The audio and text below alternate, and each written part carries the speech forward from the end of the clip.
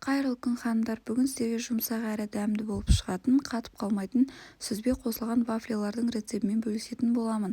Ол үшін менің каналыма тіркеліп, видеоның соңына дейін көріп, лайк басып, коммент жазып отырыңыздар. Ыдысымызға сүзбемізді салып аламыз. Менде осылай шоколад қосылған сүзбе болды. Одан кейін 2 жұмыртқа, 3 ас қасық қантымызды қосып, барлығын біркелкі масса болғанша араластырып аламыз.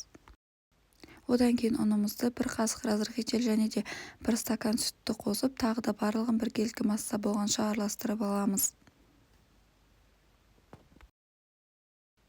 Барлығы дайын болғаннан кейін осылай 3 ас қасық сұйық майымызды құйып, тағы да біркелкі массаға болғанша араластырамыз.